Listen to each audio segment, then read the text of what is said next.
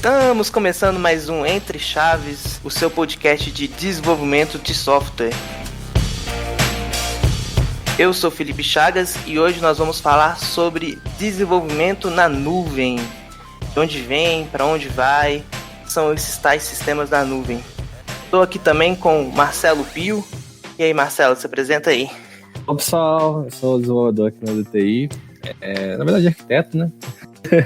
E eu lido mais com a parte de dados e tudo mais, e já tenho mais perspectiva com algumas nuvens, então desde a AWS, Azure, mas agora especificamente mais com a Google. Também estou aqui com o Dudu. Tudo bom, pessoal? Aqui é o Dudu, né? Não adianta falar Eduardo, porque todo mundo só me conhece como Dudu aqui na DTI mesmo. Sou arquiteto aqui também, já há alguns anos, e vamos contribuir nessa discussão sobre clouds aqui junto com o Leonardo Ferreira. Olá, pessoal, tudo bem? Leonardo falando, mais conhecido como Léo também como arquiteto, trabalho como arquiteto aqui e vamos conversar bastante hoje sobre essas nuvens. Quero apresentar também o Felipe, ou Gutenberg, como é mais conhecido. E aí, pessoal, eu sou o Felipe, o pessoal me chama de Gutenberg porque tem muitos Filipes na DTI e na tribo. Eu atuo como arquiteto, tenho uma experiência aí já de alguns anos com a AWS e vamos trocar uma ideia aí sobre essas ferramentas incríveis aí que revolucionaram a tecnologia, que são as nuvens. Bora lá. Então, né, gente, vamos ali começar falando sobre alguns temas em relação à nuvem. Primeiro, o conceito, é sempre bom partir do conceito, né? O que é esse tal de desenvolvimento na nuvem? Qual que é a diferença aí para um desenvolvimento mais tradicional? O que veio para agregar, né? Não é uma coisa nova, mas vamos aí falar do conceito. Quem quer contar um pouquinho mais pra gente sobre o que seria esse conceito de computação na nuvem? Então, computação na nuvem surgiu principalmente por uma demanda que todo mundo tinha, que era tipo assim, eu tenho uma aplicação aqui, um e-commerce aqui. Geralmente eu tinha uma demanda aqui, de vez em quando tinha um pico de demanda, simplesmente uma nova promoção, vamos falar uma Black Friday da vida. Tinha que comprar um monte de computadores aqui para lidar com essa demanda, que é uma demanda muito esporádica. Então, tipo assim, só numa Black Friday da vida eu ia ter uma demanda gigante aqui para lidar com isso. Tinha que comprar mais computadores para suprir essa demanda. Então, surgiram várias, até nuvens, vamos falar, privadas, assim, que você conseguia alugar computadores para lidar com essa demanda esporádica. Isso é meio ruim, assim, ainda chamar uma empresa, alugar o equipamento tinha que chegar onde que você estava fisicamente, ser conectado, testado, e assim vai, tipo assim, é muito complicado ainda de fazer as coisas. Acho que surgiu a nuvem mesmo em si. Você não consegue ver, tipo assim, você não precisa saber onde está o computador, quais máquinas estão lá, que tipo de máquinas estão lá. Você basicamente pede uma demanda de uma máquina em qualquer lugar do mundo. A nuvem é global, né? Você pode pedir máquinas aqui no Brasil, nos Estados Unidos, na Europa, dependendo de onde está a sua demanda. E receber a máquina, o poder computacional de fazer o que você precisa na sua aplicação on demand. Se eu precisar de mais máquinas, eu posso pedir mais máquinas e tudo mais. Acho que isso meio que revolucionou, principalmente na questão de custo e questão de benefício também. Tipo assim, uma empresa pequena que tinha essas demandas, não conseguia fazer esse tipo de alocação realmente, agora eles conseguem atender essa demanda e o site não vai cair. Eles conseguem vender mais. A grande beleza da nuvem. Assim, todas as vezes que eu fui ler sobre, eu não encontrei exatamente a história, assim, real de como que surgiu a ideia da nuvem. Se vocês tiverem lido isso em algum lugar, por favor, me complementem. É quando o sol esquenta a água, aí ela evapora. Sim. Tem essa explicação. E tem a explicação também, que é a teoria que mais me encanta, assim, é que foi meio que uma necessidade econômica de, tipo, as empresas gigantescas, elas tinham que suprir uma demanda e aí elas tinham que alocar on-premise, um poder computacional, e aí isso começou a ficar ocioso, né? E essa ociosidade é prejuízo, é dinheiro jogado fora. Então, essa teoria diz que quem teve a ideia de fazer essa computação em nuvem, assim, a usar esses recursos, alugar esses recursos, foi para poder usar esses recursos que estavam ociosos e abrir a possibilidade de empresas menores poderem fazer a coisa sob demanda, como o Pio falou muito bem, né?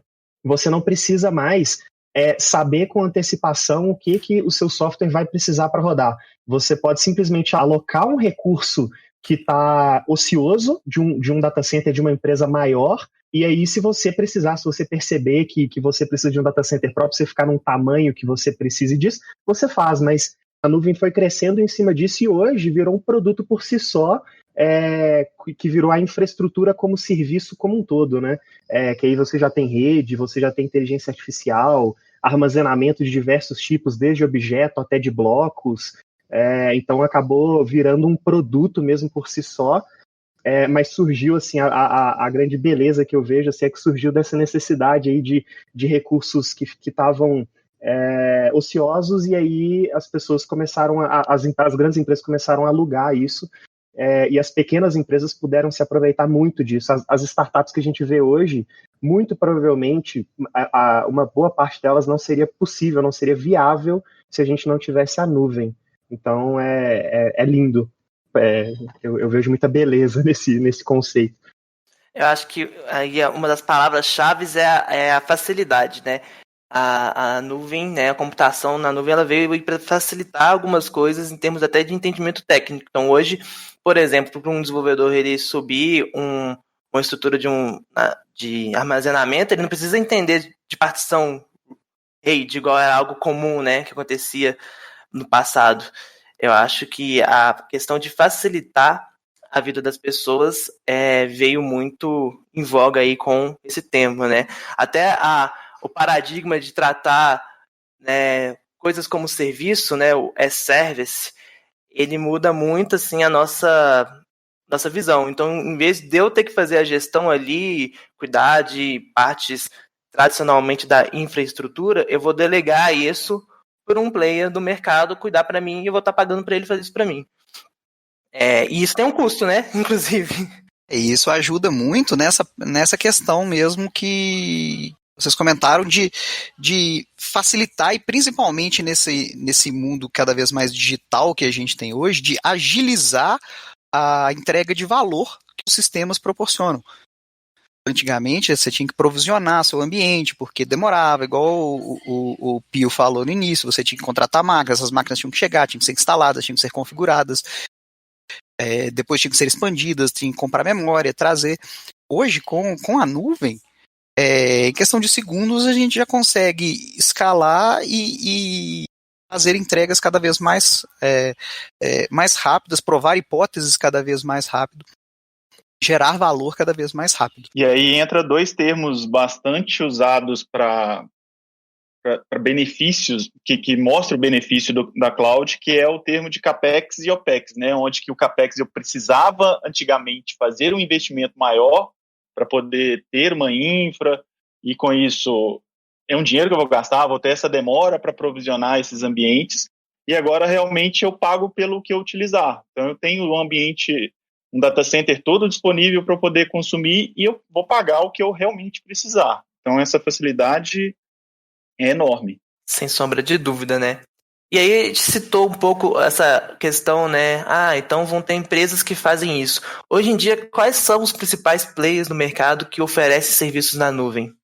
Até voltando no que o Felipe falou, tipo assim, as maiores empresas, tipo a Amazon, a Microsoft, a própria Google, tipo assim, elas tinham que ter essas máquinas alocadas. Então, eu vou falar da primeira, que foi até a Amazon mesmo, que explodiu mais primeiro. A Amazon é um e-commerce e ela já tinha que ter máquinas exatamente para esses períodos de Black Friday, de promoções loucas assim que acontecem na vida. Ela já tinha que ter essas máquinas lá alocadas. Tipo assim, para eles era ocioso. Tipo assim, se eles pudessem vender aquele poder computacional ocioso que tinham na maior parte do tempo, eles eram perfeitos. Eles tinham ganha-ganha, né? Tipo assim, quando eles precisam das máquinas, eles têm ali. E quando não precisam, eles conseguiam vender o poder computacional. Até acho que um dos motivos que derivou de surgir a nuvem da Amazon foi exatamente a vontade de querer vender esse poder computacional que eles já tinham ali em house.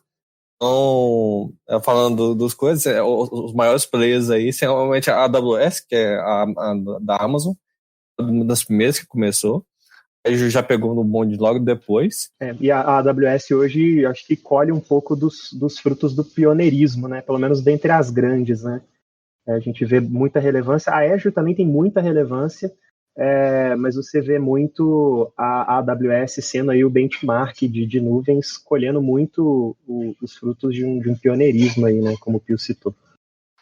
E assim, o Pio aí citou que a Google chegou atrasada. Na verdade, eu acho que a gente pode dizer que a IBM e a Oracle estão mais atrasadas, né? Mas assim, dessas grandes empresas tradicionais que começaram a fornecer serviços na nuvem, existem também a IBM e a Oracle que começaram aí mais alguns anos mais à frente.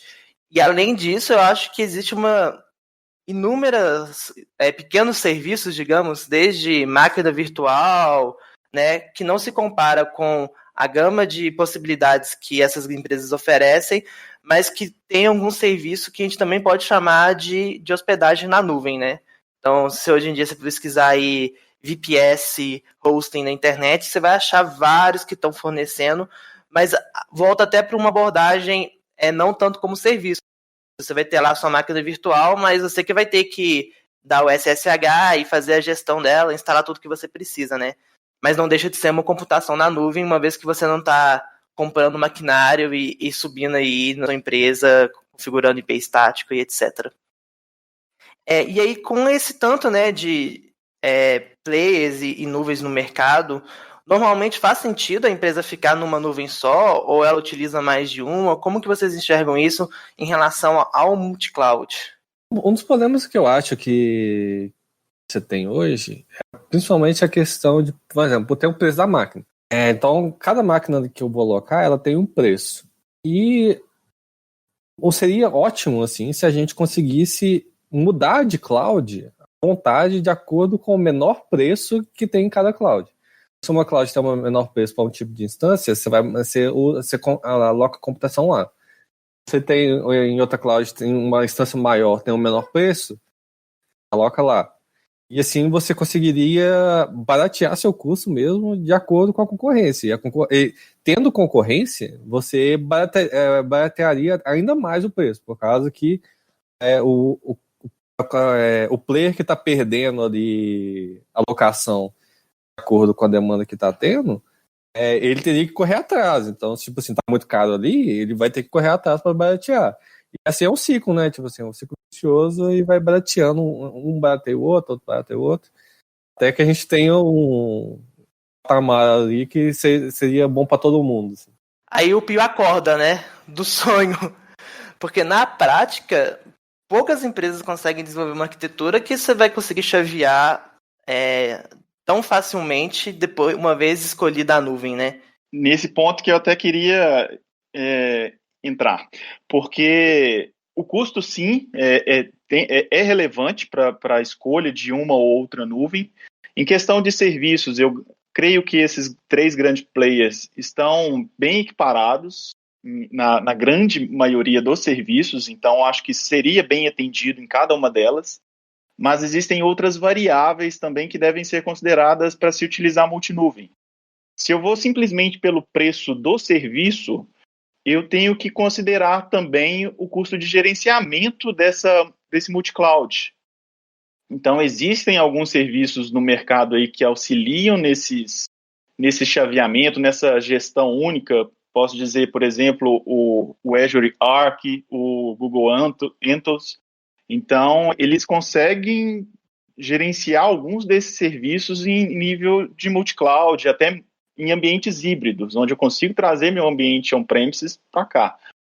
Então, acho que não só o custo deve ser considerado na escolha de um multicloud, mas sim também questão de gerenciamento, porque talvez eu possa ganhar no preço do serviço e eu vou ter que talvez colocar pessoas com expertise diferente em multicloud e talvez eu acabo ficando no 0 a 0. Acho que precisa de uma maturidade maior também, né, Léo? Por exemplo, você trabalhar de maneira efetiva, e aí, na verdade, vou até mudar o termo aqui, não é nem em relação a ser multi-cloud, mas em relação a você mudar rapidamente de uma nuvem para outra, porque você pode, por exemplo, definir que suas soluções de um determinado viés, sei lá, de data analytics estão em uma nuvem e toda a sua computação